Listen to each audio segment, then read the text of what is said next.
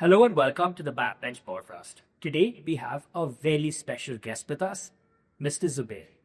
Mr. Zubair has over 2 decades of experience in the wedding management and event management space. And I'd like to start off by firstly thanking you so much for accepting the invite, sir. Pleasure is all mine. And this is a question we ask all of our guests. Okay. Were you a backbencher? So I have always shuffled between middle and back. And when the back used to be more, there was too chaos involved there. Then you have put in the front bench with the toppers. So that's what has usually happened with us. And I've been a class monitor also, I think in the 8th standard, and everyone hated me back then. So I decided never to be a class monitor again. So when do you study? I studied in Border Bus. On that. And after that, I did my graduation. I did my PU in Sheshapuram. I did my graduation in Sheshapuram itself. Whatever I did in Sheshapuram. Only the last year of my degree, I did in Alavayu College. So, certain issues, but yeah.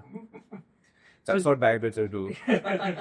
Correct. Always outside the box. thinking, Outside the box thing. causing some mischief. Causing some mischief, solving chaos. And that's what I still be doing. So coming to that, Zubair, how did you get in this industry? So, this industry happened by fluke to me. Okay, I've not studied anything of it. I did do any course, nothing. Everything started building one upon the other form. It didn't happen overnight. That I've studied this and then I went in with certain things. That never happened that way. It just happened one by one by one. The hunger for growth and hunger for getting known, that is what scared me basically. I joined a gym called Affinity way back then. It should be the most creamy gym way back that time. And when I joined, I was building physique. I had a very good trainer and everything. And one senior in college just came up to me and said, "Why don't you work the fashion show? For us, we are taking part in a competition." Okay, that year I took part. I was in second PUC that time. And when I took part in that competition, they said, okay, we felt that we did win nothing, whatever happened. Next year, I was in the other Sheshat room and moved to that Sheshat room where I worked for. They said, you handle everything because I was the only guy there. So then we took part into that show and then we didn't win, unfortunately, but I did get the best choreographer award. The first year also and the second year. Then the judges took me in, they said, why don't you put in my first shows and things like that. That's how the journey started. And then later on the manpower consultancy and things like people were looking for manpower events. But then I used to, like you were discussing earlier, I used to search the yellow-based dictionary and search for event companies and companies which did events and then called them, and my landline number I still remember of my house from where I used to call them, and then started generating business. And Intex exhibition was one of the first events that I went to Intex just 2 days before the event where people were setting up, took numbers from numbers to numbers and numbers and everything and stuff like that, and called those people. And that time we had those 3100 Nokia wala phone had come out by then. And then we took that Nokia phone, I used to call those people and everything and then ask them. So physically whoever met me gave me the order about the manpower. And there was the first 5 lakh billing which I did on my name at that point of time. And I was hardly above 90 years. That's amazing. So that's the journey. It's basically the hustle what I did back then. Yeah. That's what made me today. That's truly amazing, Zubair, right?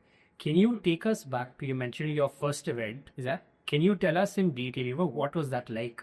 Because again, you had taken part in that fashion show and organized it, but this is the first event that you're doing, for like a company's like your business. So I'll tell you what happened. There was this brand called Welkins at that point of time. Through a common contact that came to me, they said they wanted to do a brand launch of their entire place in some say place wherever they put and things like that. I said okay. Then I spoke to this place called Nix way back then at Residency Hall. I spoke to them for certain deal and everything and stuff like that. They said you bring so many people in and everything and stuff like that. So much percentage they will give me. And my client was expecting me to get 200 people. And that time he used to make this passes and bring those passes, and he used to distribute manually. And I used to sit, and I think that time I had that another phone, that new color phone, small one used to be there. And I had some database which had belonged to me. Manually, I sent messages to people asking, and that messages I sent, I had only 200 contacts. Those 200 contacts, I don't know where it go, because that time I had those models and all those people and some choreographers and everything. So I sent them, they started sharing, everyone started sharing, and suddenly they were about close to about 1,500, the people right outside the place. They were, the club people went mad. They were like, what is this? Who are you? What did you do? And things like that. We just all flew, I don't know, by chance or what happened, or meant to happen, it happened. That was my first event. And that guy loved the brand launch and everything. And then he said, this is the best thing. He didn't expect it. And I think we want to do it every year and things like that. Unfortunately, I don't know what happened to the brand later on. I was not much in touch. And I had a bad habit of losing in touch with people back then. But now I don't.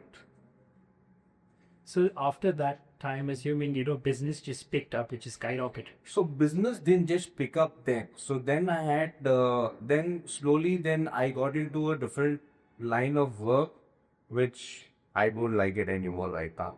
And so then I had a mentor called Anant Narayan, so who showed me what corporate life was, how corporate business thing works and thing. Then we had Oracle who used to come to that place, and then I met Geeta Jaipalan, her name is. She was the first one who knew I was a newcomer, but took the chance on me and gave me the first corporate event, which happened at the Limhans Convention Center. And this was way back in 2008. So 2008, I did my first big thing for Oracle. I was not even a registered vendor, nothing. I don't know how she pulled off, what she pulled off. We pulled off the event flawlessly. So RJ Prithvi, who's known in the circles, he was my first ABC back then. Wow. Okay, so that's how it started. I think it was Pill Killer or Pill something, that whole concept of that event was. So that was my first corporate event. After that, things didn't stop. It just went on and on and on. So I gone to companies that sat there at 11 a.m. to get a meeting at 4 p.m. So I've done that. Just went there randomly, just sat there just to get an appointment. And I've got the appointment, I've spoken everything. Seeing that commitment and everything, they just trusted me. That's all. No experience, nothing. I said, I will deliver it. That's all. And they have trusted.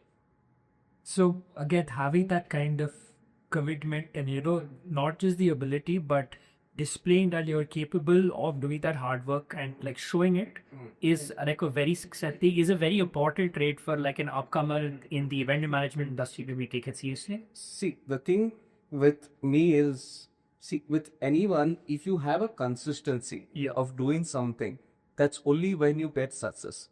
So I've heard this from one of our mentors. Doing the most boring thing on a regular basis, on consistency level, is what is going to give you success. Yeah. For example, your podcast. You keep doing this on a regular basis until and unless you hit certain number of shows, you don't know which show is going to give you that success. Right? So that is how it is. I think Mr. Beast is the highest grossing guy. How many videos did he make until he started becoming successful? So it's about doing the most boring thing again and again without seeing success, and still consistently doing it is what is going to give you success. This is what I should be doing because I have done that. Absolutely. I mean, you've been in the industry from the last 20 years. The next month is going to be 20 years with the company. And before that, it was 2 years. Just 2 years is more like a freelancer. Like I told you, but it is more like a freelancer kind of a thing that happening. So Z came into place back then. So earlier it used to be double Z, double key, because we couldn't register at ZTE because it was already a Z channel already there. So my sister was born, I think, about 21 years ago. So her name is Hania. So I added a H dev to the company called to Rated Z at that point of time. Yeah. So that's how the entire Z is made. Earlier we were called Z Fashion and Events. Now we are Z Productions Private. That's amazing. You'd mentioned in Anant Narayan earlier. Yeah. Is he this one, the Just Be a Tatana? Just be our owner, yeah. All right. Yes, Yeah. So he's been my mentor also. Oh, that's We spoke many years and everything. I actually learned a lot of business from Kevin and seeing my dad. So my dad is an industrialist. Okay, Kavi. So with my dad, seeing my dad and seeing him, we had to join two things together. And then with me, I have learned from the smallest to the smallest people also. Like the florals, what we do and everything, I've learned from the floral boys. The labor who comes to us, the floral, because I kept asking them questions to know what it is, to which flower it is. Now, in case if I have to do it in 1 by 1 square feet, how much flower needs to be put. So that is the concept what I've done, that I've learned it from the hardcore people. Now, अगर एक pipe में अगर एक bending कर को कोई भी चीज बनाना 16 गेज की 18 गेज की 14 gauge all these things I've learned from those vendors. Yeah. By asking them questions. You don't learn by seeing. You will learn a little by seeing, but knowledge is gained only when you ask questions. So very important to be inquisitive. Yeah. If you have the curiosity to learn, you will learn. If you just want to make money, run behind money, then the money won't come to you. Yeah. You run behind what you want to do, how you want to do it, everything. Money automatically flows. That's a very hard on piece of wisdom. Yeah, but that's hardcore lessons what I learned. When I ran behind money, money didn't come to me, money went away. Now I run behind peace. I eat peace. So in our line of business, chaos is always there. The moment you take chaos to your head, okay, that's when everything goes for a toss. The moment you learn how to dance with chaos and manage pressure, that's when you know you can smoothly manage it. That's very true. Sir, again, going back to 2008 now, your first corporate event, and then you mentioned, after that it was a lot of events coming in. Yeah. So as someone who, was relatively new in the industry, you suddenly had an influx of events coming in. And again, you're at Dusty, it's very labor intensive, it's manpower intensive. So how did you go about, scaling your company where, again, on your Instagram is rich, and then now you've finished over 7,000 plus events. Yeah. So how did that go about happening? So even when we were doing small things, if it's a small event, small thing, responsibility is the same, even if it's a big event or if it's a small event. Yeah. That's standard. Because end of the day, a company or a wedding or a family is putting the trust into use to manage their chaos basically. They are not coming to you saying that ki hamara depot aisa kar do and everything. That is always there. But they're actually coming to hand over their chaos, which they have to manage so many things, onto us. That's a responsibility is they're placing on us. That's a trust is they're placing on people. How you manage that is up to you. The moment there is something which happens in the event and things like that, if you're not calm, solutions don't come. If you start panicking and everything and stuff like that, that's when everything goes for a toss. And for a scale, this didn't happen overnight. Yeah. It get one slowly.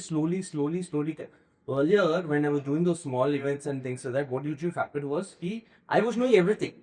I was only calling, I was only dealing, I was only going for design, I was only going for production, I was standing, I was doing literally everything. But over time, I realized that I was just being the bottleneck of the entire thing. I was just doing everything. I literally. Then after one event, like I was doing back to back events. I was just sitting one after one good event, and I was thinking, I'm running around doing this, but success is coming, but at what cost? It's taking away my peace.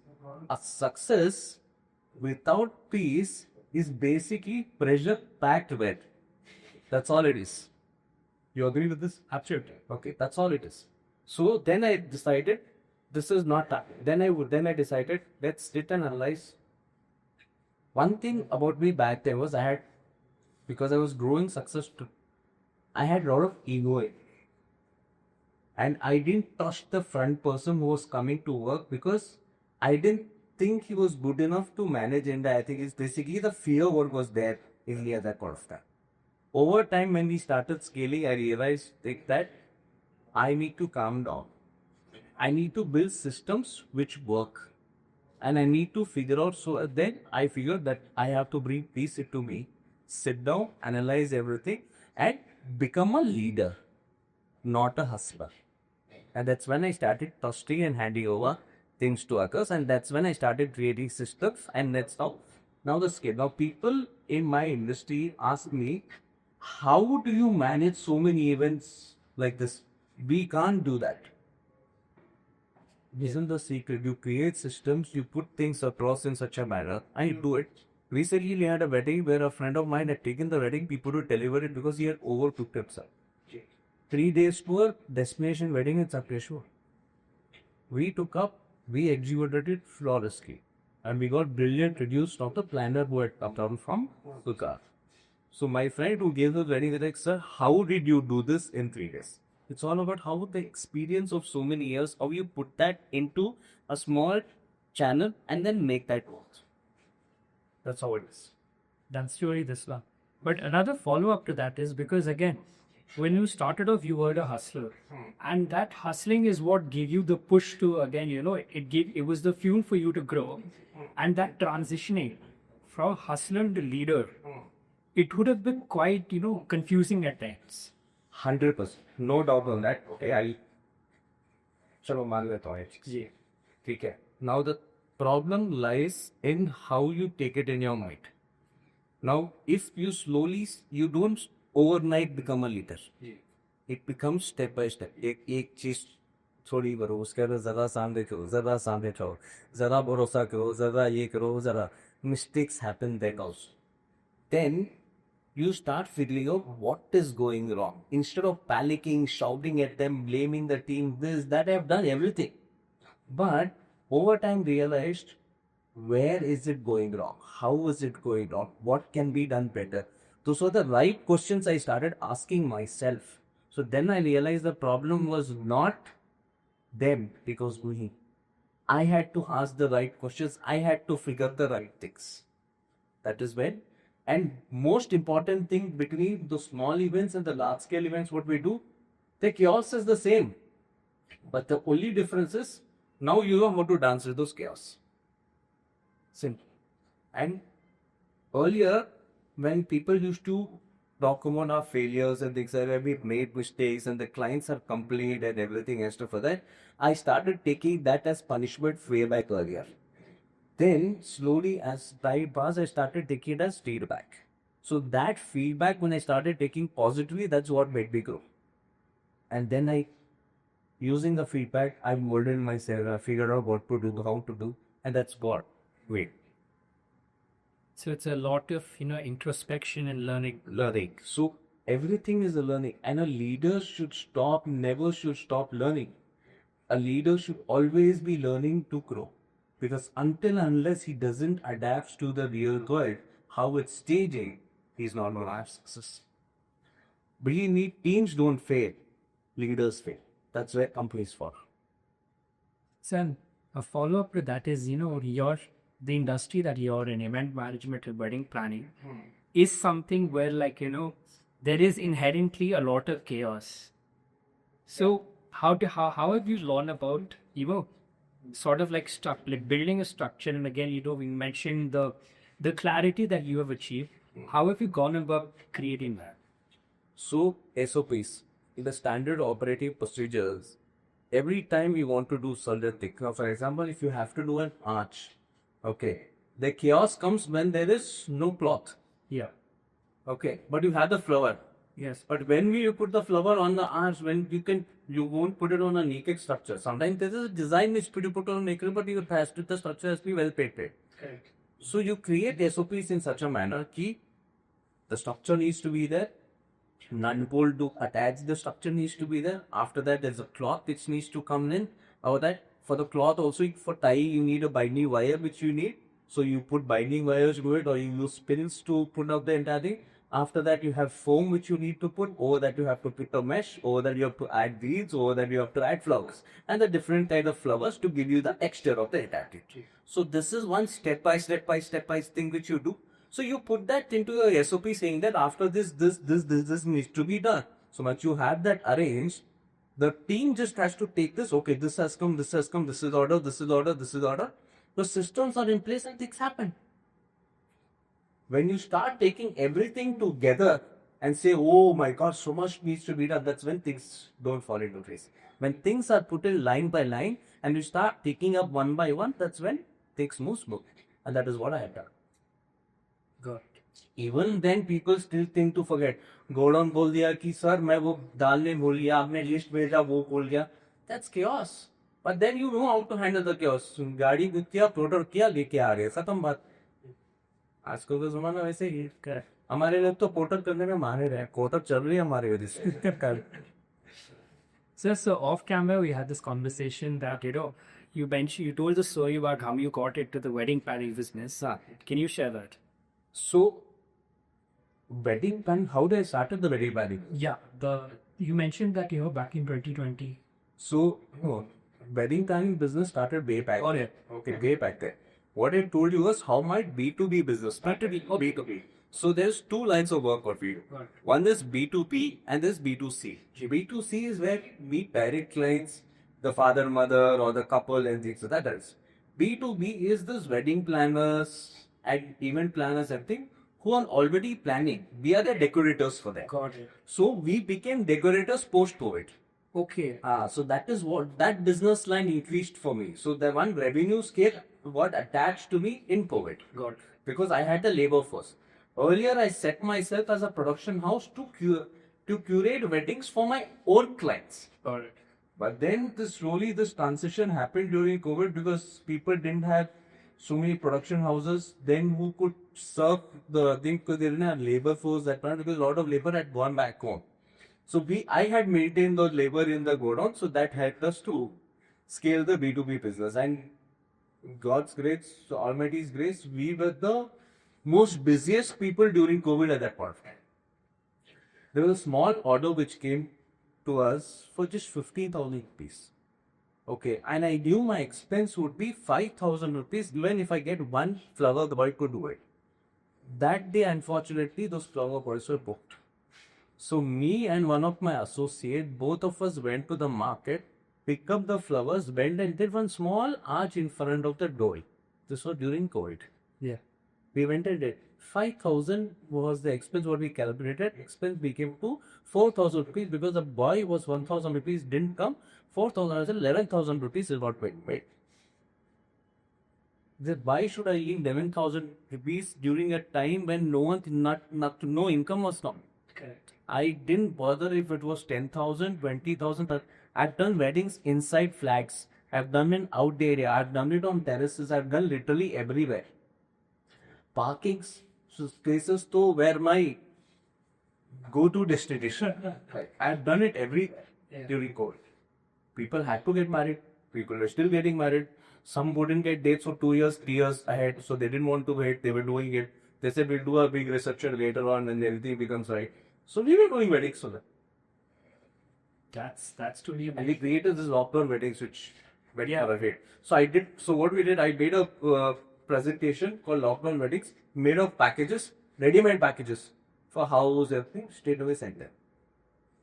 Whatever we had, we gave them that. Nothing new we made. So you were like the backbone of the operational part throughout COVID. So not the backbone, I was the front end. I was doing that, I was handling the team, I was doing everything together. Sometimes we were doing 5 in a day. Wow. So you can't be everywhere and things like that. So what I used to do, I used to set the team in such a manner that everywhere, whatever is done, and I used to just monitor it.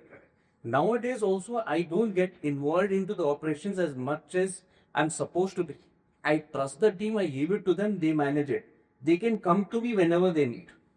I go, I close the client, whichever clients I want to close. So clients which I feel that my team can handle, I give it to them. The teams which I feel that I can handle that client, I do it. It is the budget range what are looking good because certain premium clients want you to be there. Okay. So that's an invest. For that, the front end I manage everything. Certain clients don't want me, they're okay with having that team, they're happy. That's amazing. So you still, like in the colloquial terms, still get your hands dirty with. I don't care. So currently again you mentioned that you added a vertical. So right now, in what all verticals do you operate? So we operate only the B2C and the B2B work in event space also. So we are a production company and a planning company. Okay. So when you're a production company, you serve the event planners from throughout India. Got So I am part of IMA, I am part of KEMA. So IMA is the India Association, KEMA is Karnataka Event Management Association. So I am part of both. So planners there, event or wedding, we serve there. Okay. So that is my B2. B2C is the clients are built over time by word of mouth marketing. That's all. And it's very recently when I started lead generation. I think just about 6-7 months ago is only when I started this ads and everything of lead generation. Before that, I've never done it. I've always survived on my network because for me, my network is my net worth. Simple. That's sad. Just this one, like a very basic question. What is the difference between like, a corporate event as compared to an event done for like an individual, like a family or something like that? So, a corporate basically is a corporate spending the money. Ji. There you're creating an experience. In a wedding also you're creating an experience. But then in weddings either you create an experience or you just do the decor part again. In corporate, you have to satisfy a lot of people there who have different mindsets everywhere. Okay. Okay. But in corporate, it's very simple. It is not their money. Ji. Okay. But in weddings and in social events, it is their hard-earned money which they want to personally spend. And they work throughout the years, for many years, for that event to happen. For a wedding to happen, they would have worked closely for about 20-25 years of accumulating those funds so that those 2 days or 3 days wedding goes really good. That's the trust which the families place on. Corporates happen on a yearly basis. इस साल गलती हुई, अगले साल उसको correct कर लो. शादी में गलती हुई, कहाँ करेक्ट करोगे? That's not possible. So it is different ball games altogether, and the way of managing both is very simple. Create experiences. Don't just do work. If you start creating experiences, that's where people will remember you. And one more thing is, you don't become a brand just by putting up a logo and things. You become the brand is known only when people hear your name and feel what they feel about you. Now, if you call me or Z or my name, what is that you feel?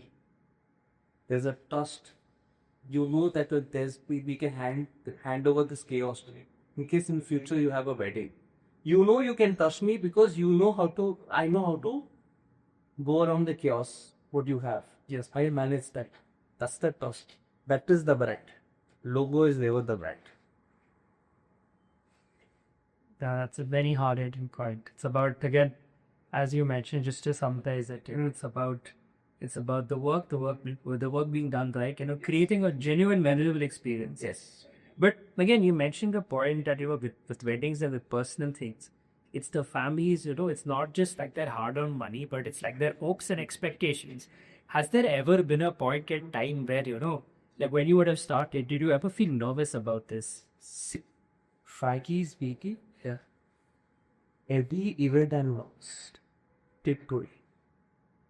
Because that is what gives you that stamina to do and deliver things better. Yeah. And every event is a new learn. So you don't know what chaos is going to come to you. So that little nervousness is always going to be there. Being overconfident or confident, nahi main sab kuch kar dunga, certain things come in such a manner, you don't know how it comes. And I'm very big fan of Nazar. Lately, I have stopped posting anything during weddings. Such बोल रहा हूँ. Anything which happens like हल्दी हो गई, लोग उठा के Instagram पे इमीडिएटली डाल दे. I don't do that. I tell my team कुछ मत करो. रेकी जा रहे, रेकी का पिक्चर डालेंगे कि going to Coimbatore, going to Chennai, going to Mahabalipuram. I told my team not to put any of those.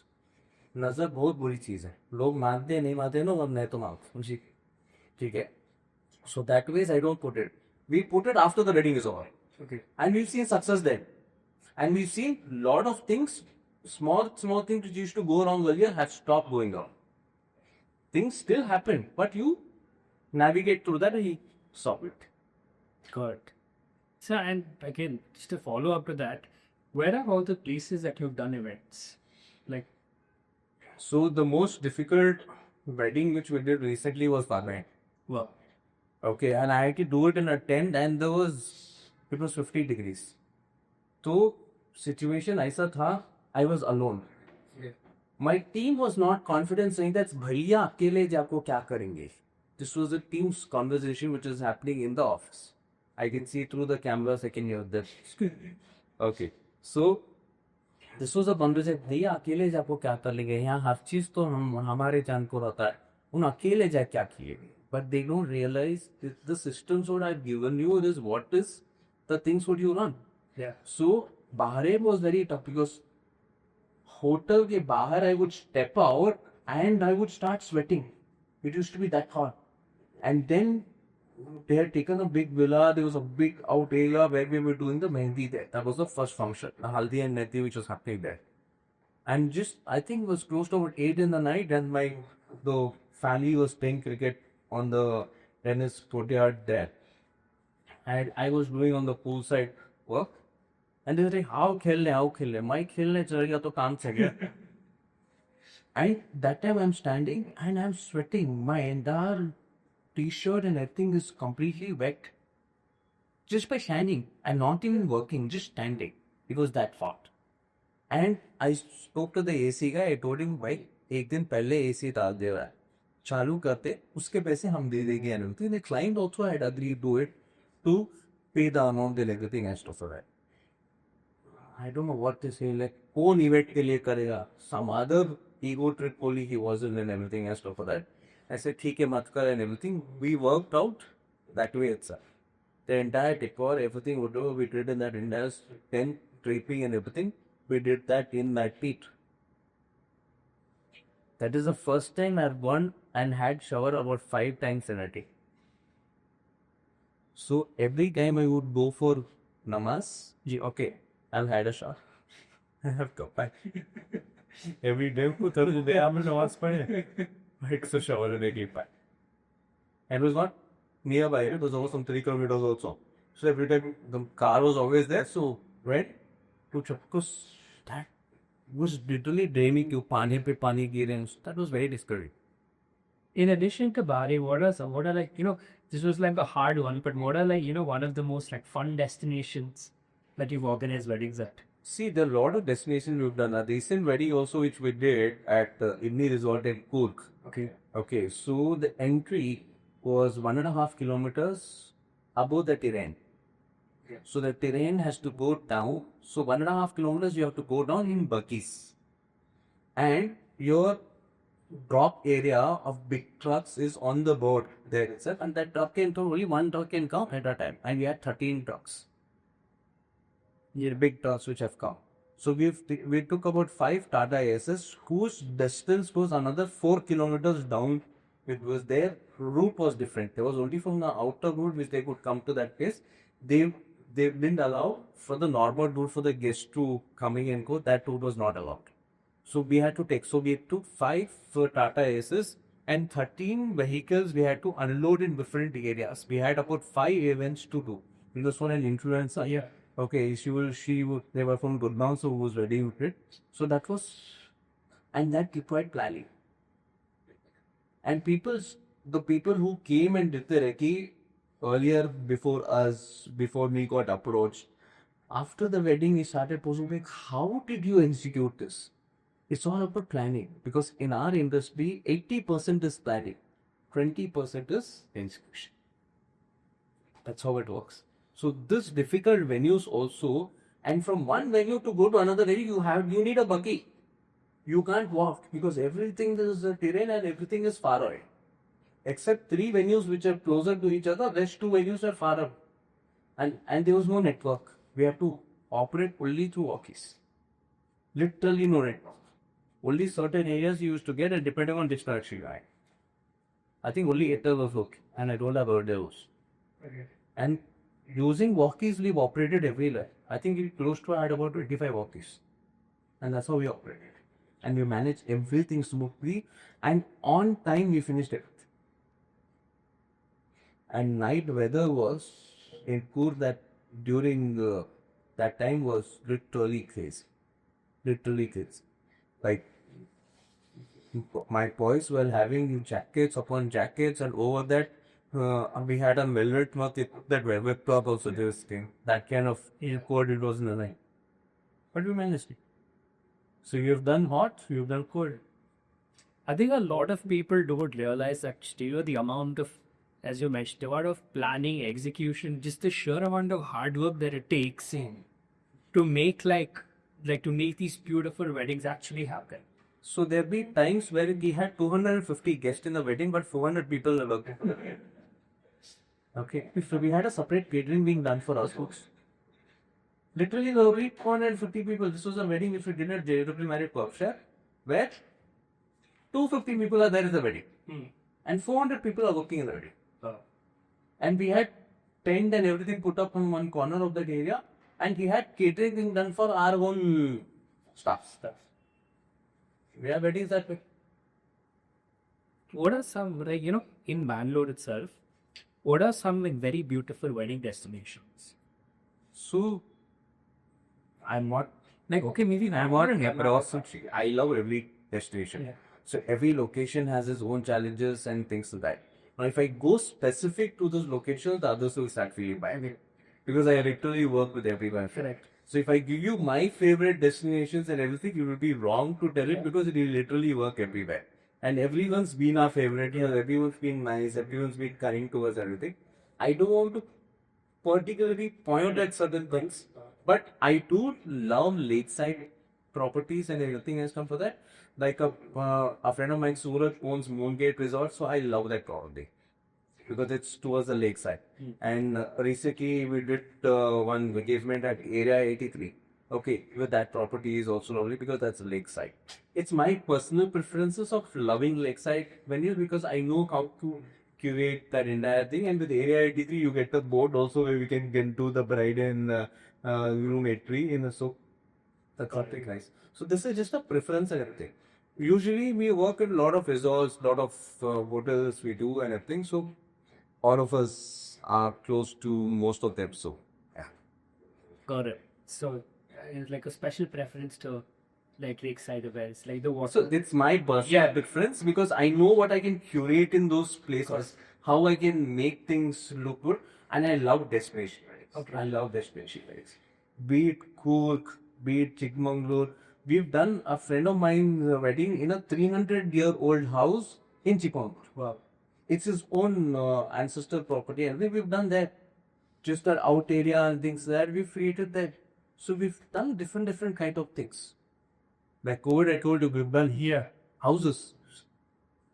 No, I follow up to that actually because when you do an event in a hotel or when you're planning an event in destinations that essentially have a lot of events happening, there is some sort of template for things being done.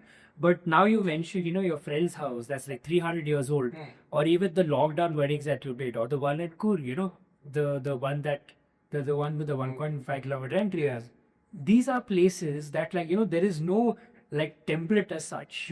So you're going in fresh, you need to use your creativity. So every venue which you've not worked in Yeah. is always requires very detailed planning. Yeah. That's when things happen. If you just take the story of one place and move into the other place, it's not going to happen. Got it. That's where your experience comes into this process. Okay, you go to a venue, you see the venue. The bigger problem some decorators or planners don't use, they don't see entry and exit of material. Okay. That is where they would have giant, they will sit there, they'll say, oh, this venue is beautiful, this is there, that is there, and everything is for that. With Idni Resort also, which we did, the client went and saw the venue. Yeah. They loved it, beautiful, everything done.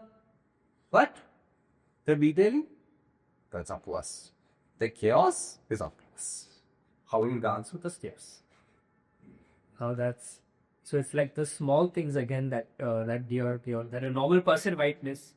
All that you guys have to. We have to look after that thing. So For we some need to things which they don't know also, we should be able to tell them so and so. There have been so recently, I remember some years ago, I went to this Marwadi family and everything as that. So they were very broad-minded Marwadi family, lived on the road and things like that. When they sat with me for a meeting in one of the five-star hotels, I started saying, do you have this function? Do you have this function? Do you have this one? I started asking, do you have this Milni? Do you have Varmana? Do you have all this and everything? And so I started asking them those questions. And they were blown away. It's like, huh, you're a Muslim. How do you know so things? They said, my job, I'm not just a Muslim, I'm a wedding planner. Yeah. My job is to know all these things. Correct.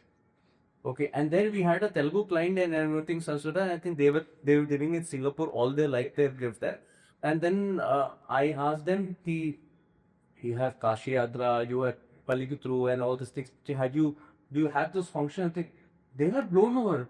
The mother's mother knew the entire thing. They didn't know it. And when I started mentioning these things to them and everything else, then the bride says, "What is Kashi Yatra?" Then the grandmother started explaining what it is.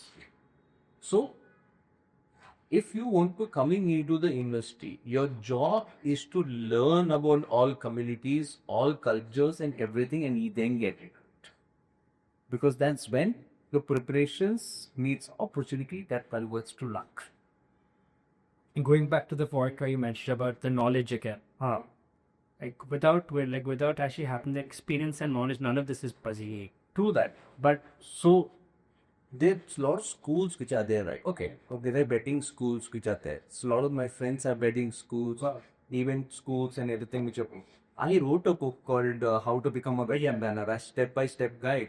So that guide is basically for newcomers or old people who want to refresh their entire content. And it took me about 1.5 to 2 years to do that entire thing. So I am not very good at writing and everything, putting grammar into place. I am not that very good at it. I honestly agree to everything.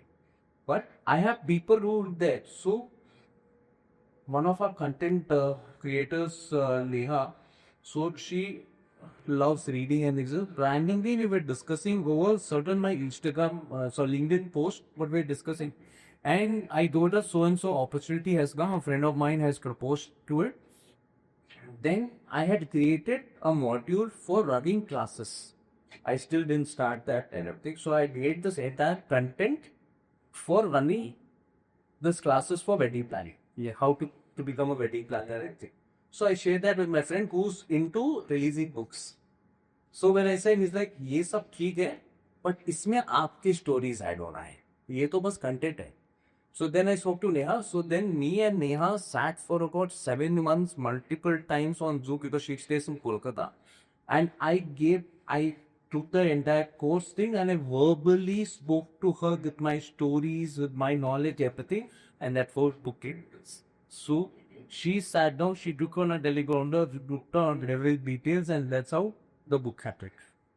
You mentioned that your friend asked you to have some stories in it. Can you share some fun stories from that book? See, those stories what I have in the book is all about those situations what I mentioned by step. Got it. Like for example, when you do a venue recce, what are the things which needs to be seen? And when you go to a venue, how important it is to have a contract with the venue. And certain stories, how contracts in venues, for example, one of the hotels put a contract saying that they sold the lawn with the flight for a certain hour. And they said, sir, sound use कर सकते हैं उधर 50 decibel में हम लोग उसको use कर सकते हैं. Sound. When you say 50 decibel, what we are talking right now is 50 decibel. Yeah. Right? How does that guy do a haldi function there with loud music? He can't. Okay. He's been tricked by the client. So I reached just before sign. He said, Zubair, ek baar pad le. I read the entire thing and I saw that 50 decibel and I said, sir, 50 decibel mention kiya. He said, हाँ sir, 50 decibel में तो हो जाएगा. I said, sir, but 50 decibel तो हम जो बात कर रहे हैं ना वो किधर कर? ये लोग म्यूजिक प्लान कर रहा है, आर्टिस्ट है, बैंड है जो प्ले करने वाला है, उसको कैसे डालोगे 50 डेसिबल में? ये लोग सर उसके लिए तो पुलिस एनओसी लेना पड़ेगा, ये लेना पड़ेगा, ये करना. सर ये क्यों नहीं मेंशन करते पहले बेसिक सेटअप में? नहीं सर 50 डेसिबल में तो हो जाएगा ना सर. मैंने बोला आपको 50 डेसिबल पता है क्या है?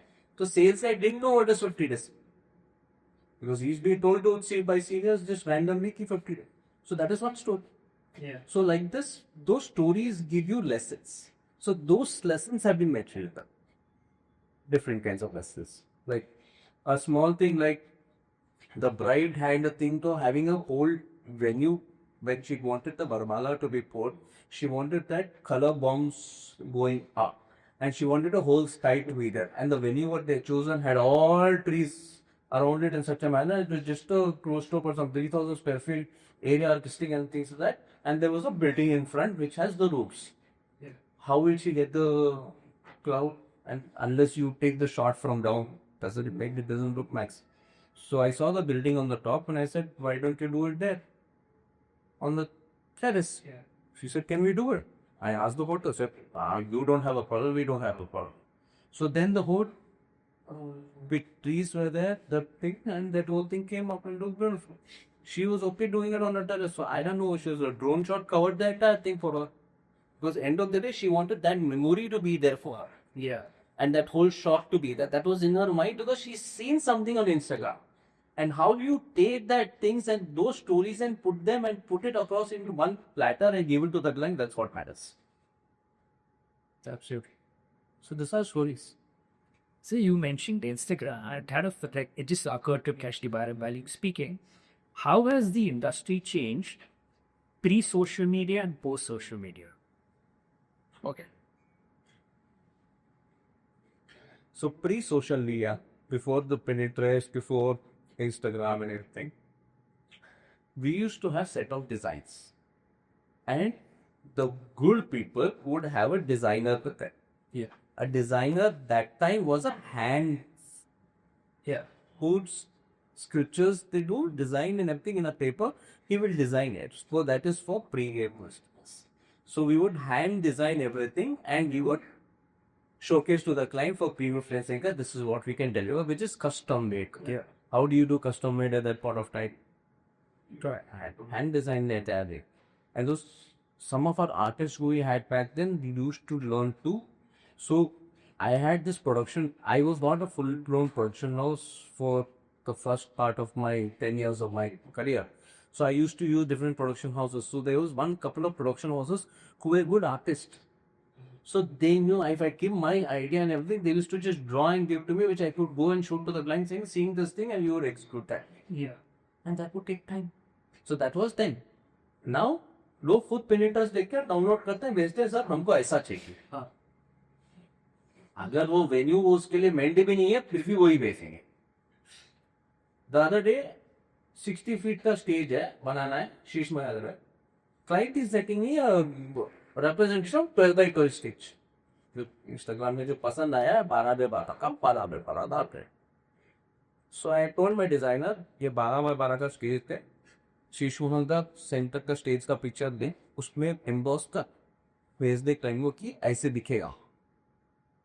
Just for fun, to understand the perspective and to because when I tried explaining to her saying that ये बहुत छोटा है नहीं तुम उसको बड़ा कर जी ठीक. So we made that. It was just having fun with that point. We put that and she was also very friendly. So we put that and we left it. And then we showed us like, no, मेरे को बड़ा चाहिए. So we made messy those songs. Okay, and then she's like, Zubair, tu bhi kar. Then we designed a party. That's how it was. You reading the client is very important in our industry. Be it a corporate or vertical. The brief is very important. You got it. And so many planners I know, so many decorators I know, the problem with them is that they go to everything with expectations. Because expectations creates pressure. If you go with intention to deliver something really good, that is what is going to give you stamina to do it better.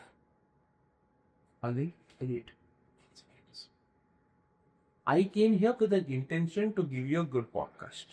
If I came here with an expectation thinking that this is going to go viral or not or things like that, that becomes an expectation, that becomes a pressure which is going to be there till you put up after editing, after you put it up. But if I come here with an intention, my intention is pure to come speak to you normally. As when we spoke on WhatsApp also, I messaged you saying that I want a free flow of conversations. I don't want any questions to be there. Correct. Like you send me those questions, the main questions which you plan to have. But I don't know, you have a free flow of question because frankly speaking, we have not even asked each other those questions what you said. Correct. So intention is very much required, not expectations. Expectations always. Jay. And just like another thing with the social media is that you mentioned again, like the clients who start giving a lot more inputs. But do you think that there's been like a rise in client spending after after like our social media has become like the new norm? So the spending has definitely gone up. Yeah. Earlier, the spending used to depend on कि तुम्हारी family spent close to about 10 lakhs. So you told your cousins so much has spent. उनके दिमाग में क्या रहे कि 10 lakh spend है, अब हमारी बेटी की शादी या बेटी की शादी है तो हम भी 10 लाख दिमाग में रखते चलेंगे. Earlier people used to think that they didn't know the budget so much to spend. Yeah. Okay. So, and that network used to be only that among those people. Suddenly the social media boom came and suddenly people started see those big setups, this, that, and everyone wants that. For that to happen, पैसे तो निकालने पड़ेंगे. जी, simple बात है. What do you worry? So the spend has increased. Like people had the money, but they didn't know they had to spend so much on a wedding to make it look like that. Now that social media and that peer pressure is increasing and everything, I've had clients who have come to me. उसका ऐसा किया, मेरा उससे अच्छा होना चाहिए, पैसा जो चाहिए बोल दे मैं दे दूंगा तेरे. This is what important. Yeah. But peaceful. हम आपका काम पे करते. Now, I am that kind of a wedding planner who goes to a client and says, engagement he's trying to blow so much money. I tell them, don't just blow on one unit so much. I tell them, limit the cost. You don't need to show such big. Limit the cost. What you want to do, we do it in weddings. Even in weddings, clients comes to us saying, मेरे को हल्दी ऐसे चाहिए, मेरे को मेहंदी ऐसे चाहिए. I want this, so many things in all those things. Then I tell them, you have a certain budget. You need to allocate the budget. Haldi you put so much. Mehendi you put a little bit more. The sangeet you put a little bit more. The varmala, the wedding, the reception make the pick more larger because a lot of people are going to come at the reception. That's how you segregate budget. That's when you teach the client what to do be done. Just don't run and dance on whatever the client is telling you. Bring your experience.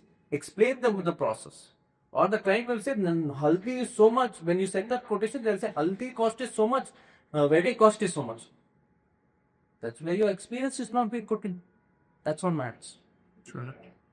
What is, so what are like I'm sure like in like these 20 years, you might have received like some eccentric requests from clients. Could you share if it? Eccentric requests, I don't know. I'm not able to recollect much of it. Or is it that, whatever the client tells, like Zubair just delivers it, No, they've been things, but they're very simple ones actually. But I don't know, I might be simple to me, but complicated to others is what I feel. But some people have come and told me, like, हाँ पैसे आराम से कैसे कर लेते हो and everything and stuff like that. So that has been cases there. And usually it happens over artists.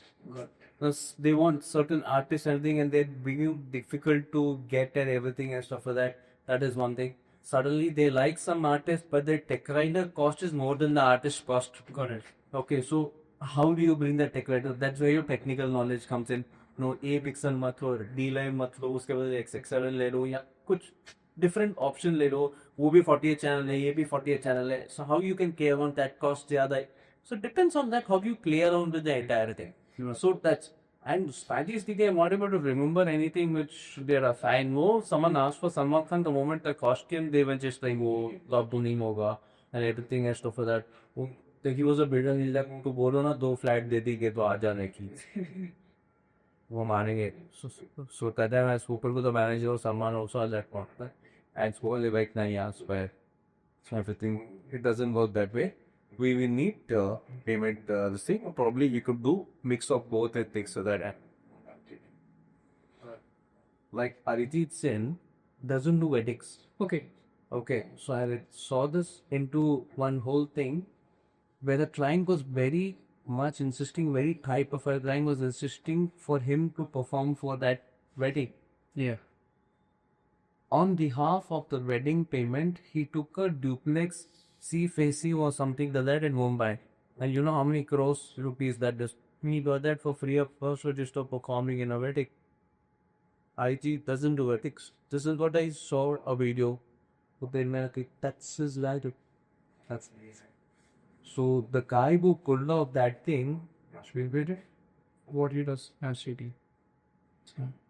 And speaking of, big weddings, I think one wedding that was very, very viral on social media recently was the Ambani wedding. How much execution do you think went into that? See, the thing with Ambani is this key, they do everything on a large scale. They did multiple events, multiple to multiple events. Most of the events were managed by one team, which is DNA, and DNA segregated that to multiple people. Lot of people, and those people segregated to more people, those people segregated to more people, so that was segregated on a large scale. Yeah. Okay, certain things went from Bangalore also. All it. Okay, so certain people from Bangalore also was friends of mine also have worked with a party wedding. They work for Ambani wedding, they work for Adani wedding also, both, and the recent the millionaires wedding also they were. So I have friends who work with the places and things, but expenses high. So the recent big billionaires wedding which happened, so Sabah Joseph and Right. the Ranveer Singh which Yeah, that's it. so Sabaz Joseph, the owner of Westcraft, so I know him because of the EMA, you see. So I was very curious too, not because I love the person, Yeah. because I look up to that guy because he is made IFA and all those things. So I look up to him. So I messaged him. I was doing it. He said, I might be asking a stupid question, but I would really want to know what is the budget scale of this kind of weddings. He said, he replied, for such wedding, there's no certain budget. There is no. Makes sense. Yeah. Obviously, you didn't know the people. Sometimes in our big scale weddings, what we do, we also don't know what is the wedding gonna end up to, because the rose ko kuch na kuch naya aata hai. Suddenly they said, ye add kar do, wo add kar do.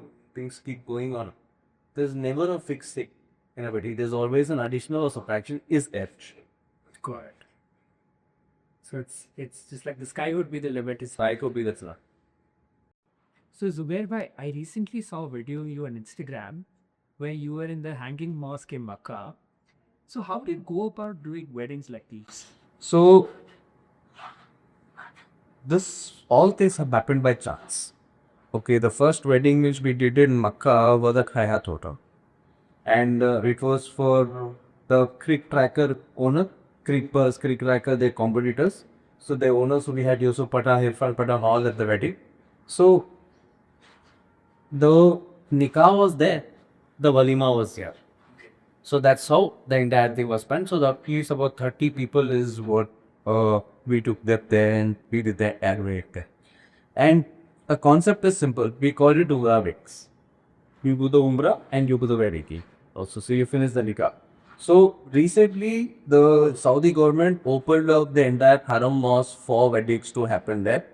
But the problem with the government there is that they give you the whole statement, but they don't show you the procedure what to be done.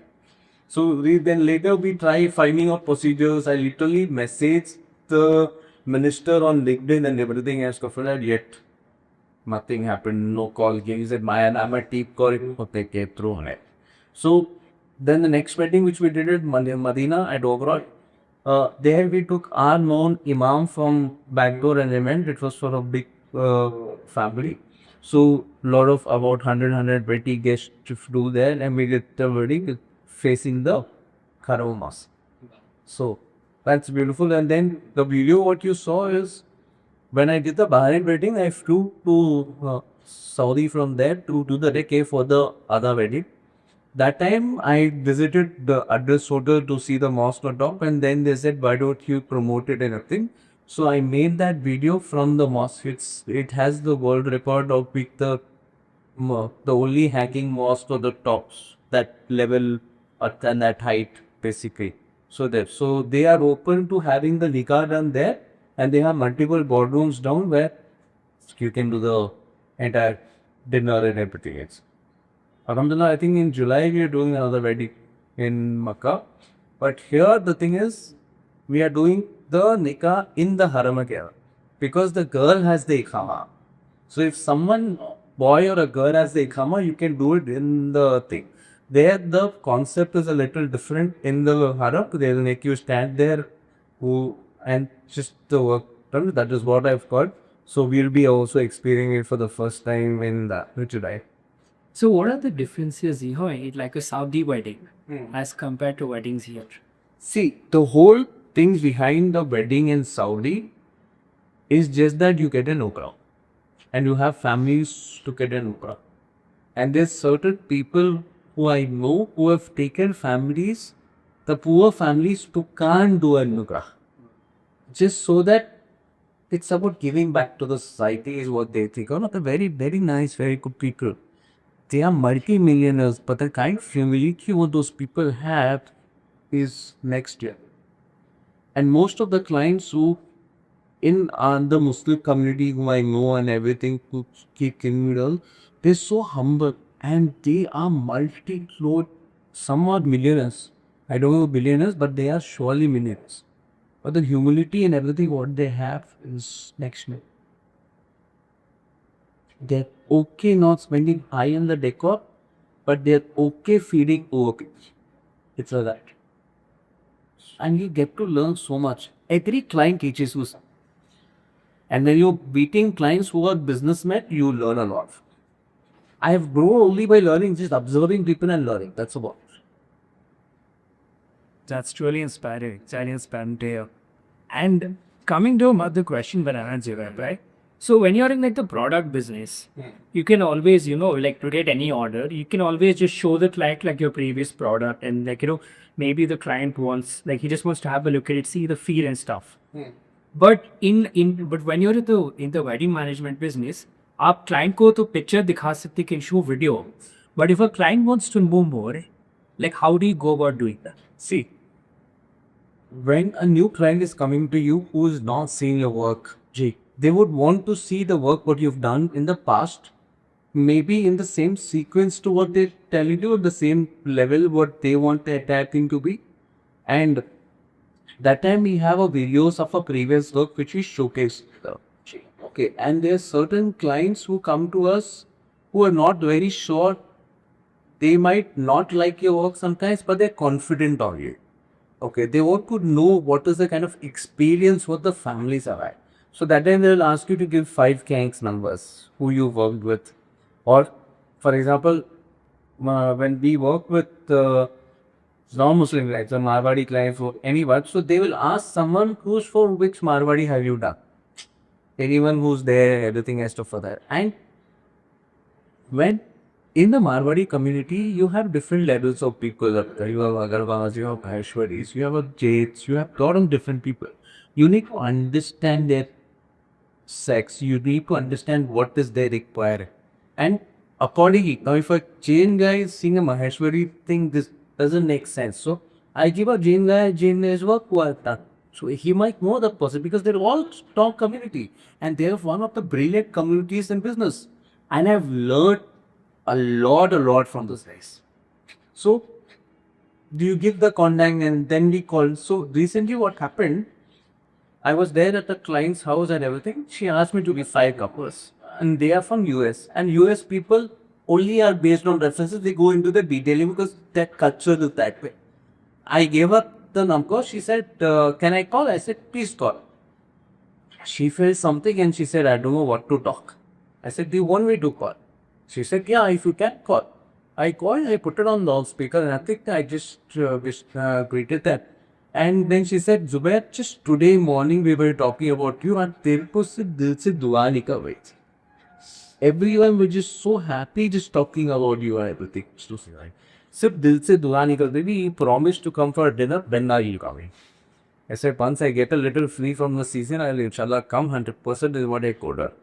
And then I said, I'm actually at a client's house. She asked me to talk everything. She said, yeah, please give her take. Then the moment I gave the phone to her, she said, आपने इतना बोल दिया इसके आगे मैं पूछूं क्या मेरे को समझ नहीं आ रहा है आपने इतना बोल दिया बहुत बड़ी बात है अगर किसी माँ की दुआ जुबैर ले रहा है तो मैं भी माँ हूँ तो मैं भी तो दुआ दूंगी I am very confident right now Very next moment, she said, I am confirming you. Whatever the rest of the details are, we'll take it. Here, I have not shown her bucket. I've just met her. I have not shown her. It's just that one phone call I had with her. I had sent her a couple of videos which she apparently had not seen because she was busy shopping. Yeah. So, just that review was enough for her. Because the emotion what a mother showed to another mother, that was good enough. So this is what we are dealing with on an everyday basis. When a wedding comes to you, you have responsibility, a reputation to be maintained of the family, between two families also. The bride Sani and the groom Sani, maintaining those two people's reputation comes onto your head. That is what we manage. And you just mentioned, and like one thing I could say right down from this is that like one getting regardless of industry, but creating like one genuinely amazing client experience is far better than any picture, any sapto that you could always give. Yeah, it's. Now tell me something. If you go do a pitch, Yeah. people don't really remember what pitch you've done. It's about how you made them feel. Yeah. And tell you something. It's about your energy in that room, what it is. If you go with a positive energy, that same positiveness comes to you. Yeah. Okay, that's how it is. Energy transfer. That is what the main criteria is. People don't see what pitch take this, that. They only feel what you make them feel. They only see what you made them feel. Yes. Basically. That's all they see. Now, if I come to you, you met me, I would have thrown attitude at you and being cocky and things so that everything. Would your energy drop? Absolutely. But the way I met you was open, we spoke and everything. That builds your energy. That matters. Any meeting, anywhere, any businessman. If you're going for a event or if you're going for a pitch and everything, get positive energy into you and go for it. Even if you're nervous, keep the positive energy because that reciprocates for the person in the front and they react accordingly. Even if there are mean people there sitting in front of you who don't want to give you the work, never end the meeting on a bad note. Never end it. No matter if they have tarnished your reputation on things so that, be humble, be what you are, showcase to the leave place in a very good tone. That is what I think. We've had clients who've just called us, okay, because of a certain manipulation people have done, and they've called us to just embarrass us. Okay, we've gone there, the community sat there, understood. They tried to, ye kya hai, ye kaisa hai, ye acha nahi hai. They've spoken that manner. Yeah. To you. You get such people in the industry, you can't stop it and everything has to that. I very nicely have told them, sir, अगर आपको ये चीज़ आपको पसंद नहीं आ रही ये किसी और को पसंद ना की काम हुआ है आपका टेस्ट कुछ और ही होगा इनका टेस्ट कुछ और ये हमको इनको पसंद आने वाली चीज़ उनको काम की है आपको पसंद आने वाली चीज़ आप दिखा दीजिए जी मेरे को आप क्या पसंद करते हो मेरे को बस वो टेस्ट समझना है if I understand his taste only, I'll be able to show his taste of work. Over the years, you have so much videos, so much pictures to show. You can't show all right. ऐसे आप दिखा दीजिए आप क्या पसंद करते हो वो थोड़ी हमारा काम है वो आपका काम मतलब सर कितने साल से काम कर रहे हैं एक काम करते हैं सर मैं आगे लैपटॉप में ना आपको पिनिंटरेस्ट को ओपन कर देता हूँ पिनिंटरेस्ट में आप मेरे को पॉइंट आउट कर दीजिए कि आपको क्या पसंद है ऐसे थोड़ी होगा सर अगर ऐसे नहीं हो रहा है या वैसे नहीं हो रहा है ऐसा मतलब दिख रहा है कि आपको काम ही नहीं करना आप डिसाइड कर लीजिए करना है नहीं करना है देखना है नहीं देखना है आप समझ लीजिए क्या है no matter what route he was I put him in one corner then he realized that he can't play the same trick again. I said, you decide you want to do or you don't want to do. If you want to see, you want to give your choice. I said, if you don't have a choice, then you don't have a wedding. If you don't know what you mean, you don't. I'll show you 10 pictures, so tell me what is nice temperature. Then I will be able to share it. So, okay. And I showed him 10 pictures. Then he liked up 8 of them. Okay.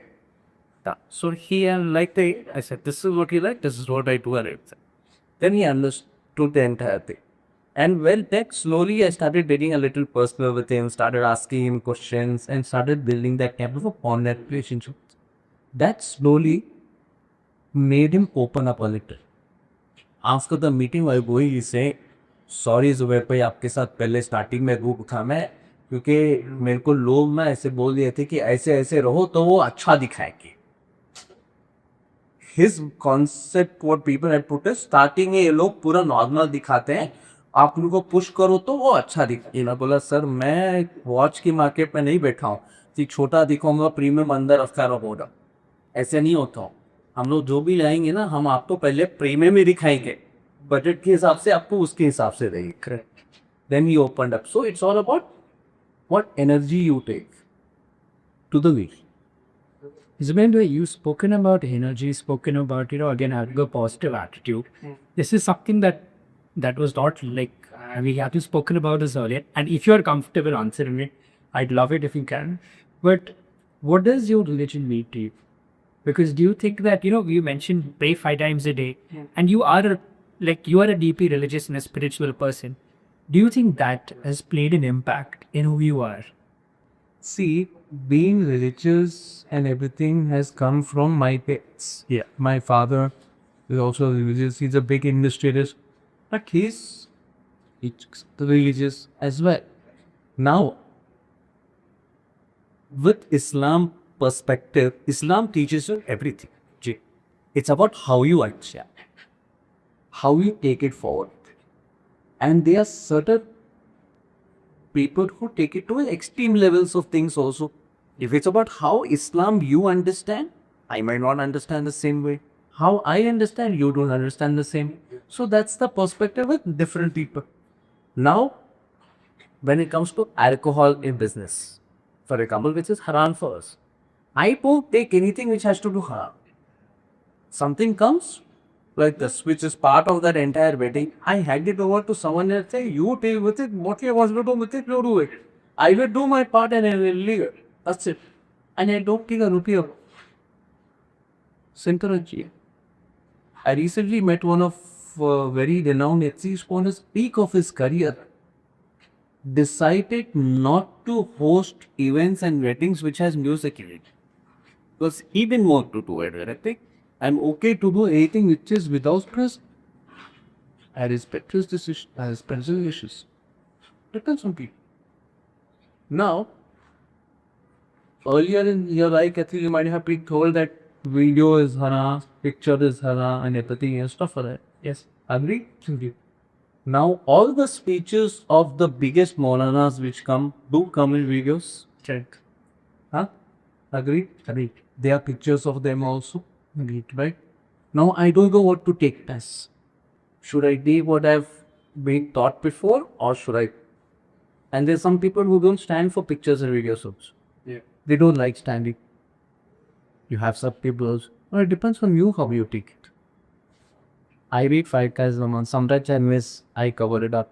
You saw like my staff, which is there, the Muslim bodies and those were there. They 5 times a month. So, it's about how you take religion into your business and how you operate. And how you operate financially also backs here.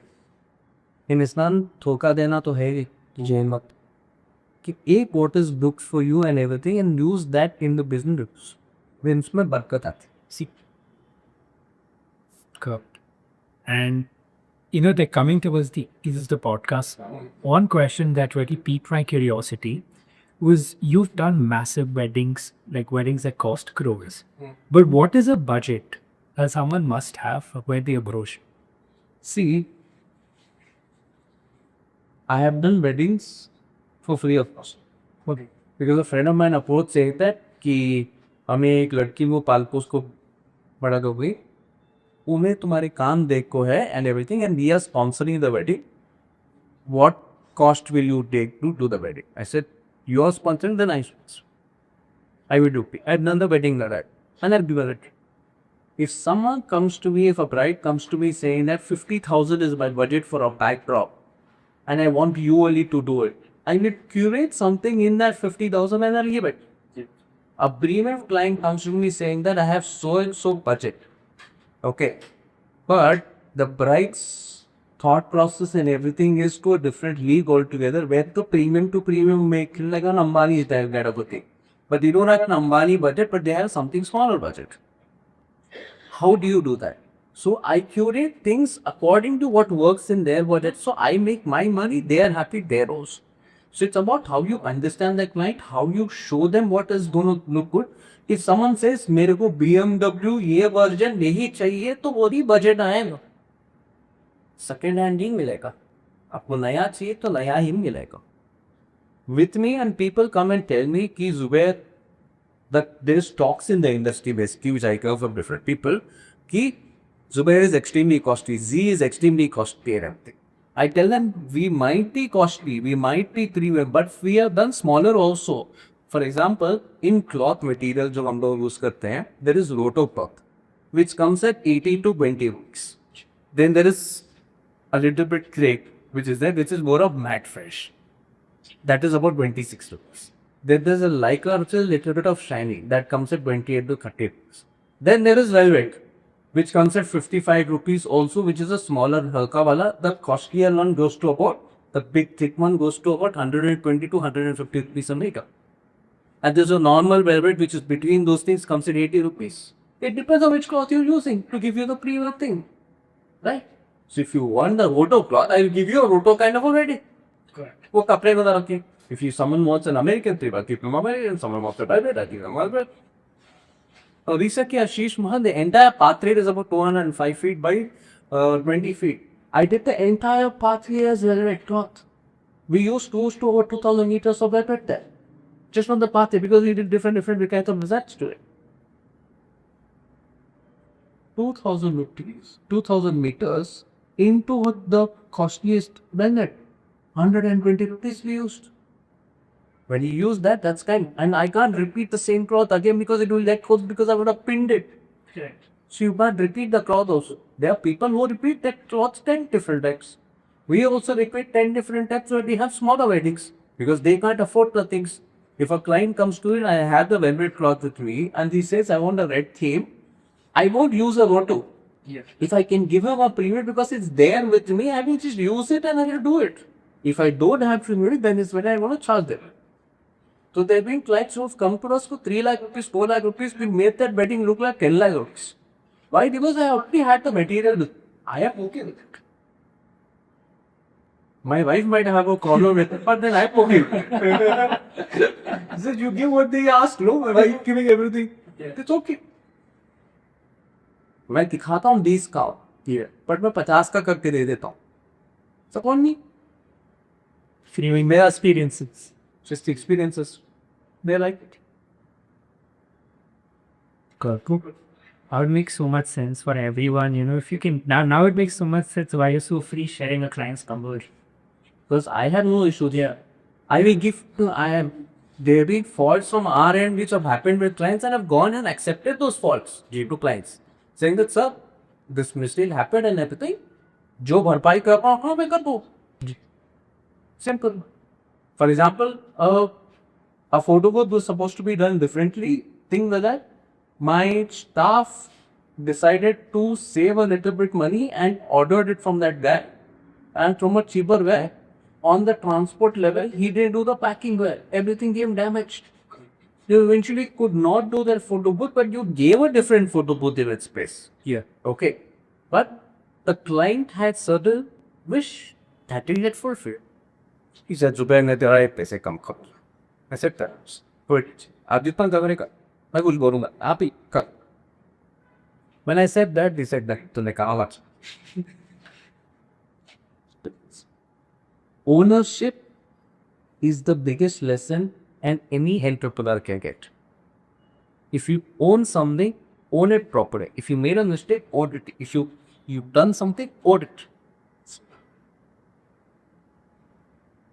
If the people who run industries or businesses with ego never go a good way. Today I might cut something through you, or I might cut something on someone else.